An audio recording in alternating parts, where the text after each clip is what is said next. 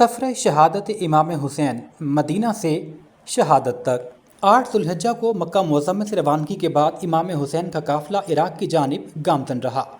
قافلے میں اہل بیت کے افراد، خواتین، بچے اور چند درجن وفادار ساتھی شامل تھے، مگر اس قافلے کے بعد کوئی بھی جنگی ساز و سامان نہیں تھا، جو اس بات کا واضح ثبوت ہے کہ آپ جنگ کے ارادے سے ہرگز نہیں جا رہے تھے۔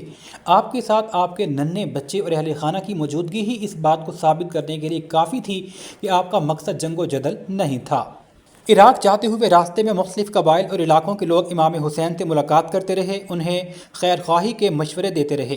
بعض افراد اب بھی کوفہ کے ابتدائی جوش و خروش کو حضرت امام حسین کے وہاں پہنچ جانے کے بعد لوٹ آنے پر یقین رکھتے تھے۔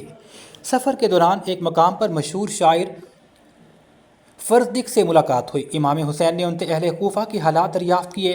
اس نے انتہائی معنی خیز جواب دیا۔ اس نے کہا، لوگوں کے دل آپ کے ساتھ ہیں مگر تلواریں بنو امیہ کے ساتھ ہیں۔ یہ جملہ آنے والی حالات کی درست عکاسی پیش کرتا تھا۔ عوام کی ہمدردیاں اگرچہ امام حسین کے ساتھ تھیں، مگر خوف، دباؤ اور سیاسی حالات نے انہیں عملی حمایت سے دور کر دیا۔ چند دن بعد وہ خبر بھی پہنچ گئی جس نے قافلے کے ماحول کو غمگین کر دیا۔ پہلے حضرت مسلم بن عقیل اور پھر بعد میں حضرت ہانی بن عروہ اور مسلم بن عقیل کے شہزادوں کی شہادت کی خبر بجلی بن کر گری۔ امام حسین نے اپنے تمام ساتھیوں کو جمع کیا اور تازہ ترین صورتحال سے آگاہ کیا۔ آپ نے واضح فرمایا کہ جو لوگ صرف دنیاوی کامیابی یا سیاسی غلبے کی امید میں میرے ساتھ سفر کا حصہ بنے، وہ واپس جا سکتے ہیں۔ اس کے بعد افراد روایات میں آتا ہے کہ قافلے سے الگ بھی ہوئے، لیکن جو لوگ باقی رہے وہ جانتے تھے کہ اب یہ سفر ایک عظیم آزمائش کی طرف جا رہا ہے۔ تاہم یہ بات مستند نہیں ہے کہ کچھ احباب نے وہاں ان کا ساتھ چھوڑا تھا۔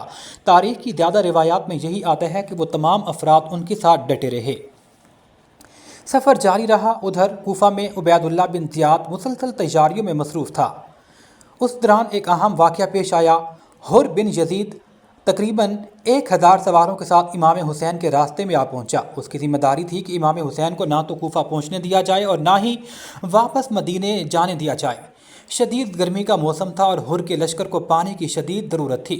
امام حسین نے دشمن سمجھنے کے باوجود اپنے ساتھیوں کو حکم دیا کہ حر کے لشکر اور گھوڑوں کے لیے پانی کے مشکیزیں کھول دیے جائیں۔ چنانچہ پانی فراہم کر دیا گیا۔ یہ منظر امام حسین کی اخلاق، رحم دلی اور اسلامی کردار کی عظیم ترین مثال ہے۔ نماز کا وقت آیا تو امام حسین نے نماز کی امامت کی اور حر بن یزید سمیت تمام لشکر نے آپ کی امامت میں نماز ادا کی۔ اگرچہ سیاسی طور پر وہ ایک دوسرے کے فریق تھے، مگر اس لمحے وہ سب ایک ہی صف میں کھڑے ہوئے۔ نماز کے بعد امام حسین نے حر اور اس کے ساتھیوں کے سامنے خطاب کیا۔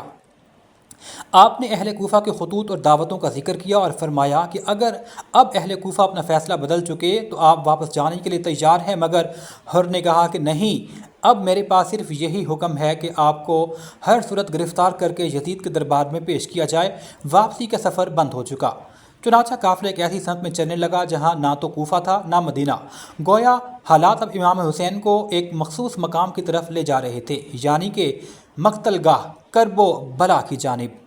بالآخر 2 محرم 61 ہجری کو قافلہ دریائے فرات کے قریب ایک وسیع میدان میں پہنچا۔ حضرت امام حسین نے اس مقام کا نام دریافت کیا۔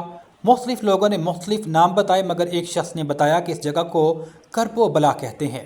کربلا کا نام سنتے ہی امام حسین خاموش ہو گئے اور یہیں پر خیمے نصب کرنے کا فیصلہ کر لیا، کیونکہ آپ نے اپنے نانا جان سے اپنے جائے شہادت کا نام اور مقام سن رکھا تھا۔ آپ سمجھ گئے کہ اب یہ وقت ہے کہ جب نانا کے دین کو بچانے کی خاطر آخری مارکہ یہیں پر ہی ہونا ہے۔ قافلے نے وہیں قیام کر لیا، خیمے نصب کر دیے گئے، بچے، خواتین اور ساتھی نئی منزل میں ٹھہر گئے۔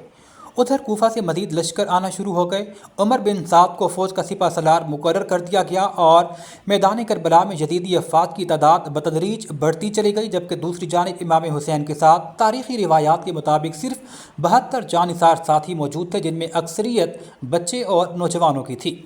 محرم کے ابتدائی دن گزر رہے تھے، مذاکرات کی کوششیں بھی ہوتی رہیں، مگر سیاسی قیادت کا رویہ مسلسل سخت ہوتا رہا۔ حضرت امام حسین بار بار ایک ہی پیغام دیتے رہے کہ یا تو ہمیں واپس مدینہ جانے دیا جائے یا پھر یزید سے ملاقات کروا دی جائے، ہم آپس میں بیٹھ کے معاملات حل کر لیں گے۔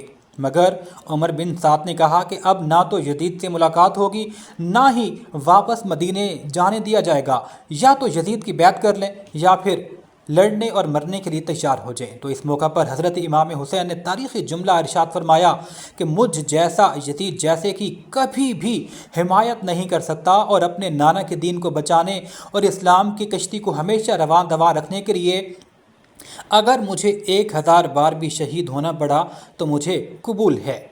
کربلا کا میدان خاموش تھا، مگر اس خاموشی کے پیچھے تاریخ کا ایک عظیم طوفان جنم لے رہا تھا۔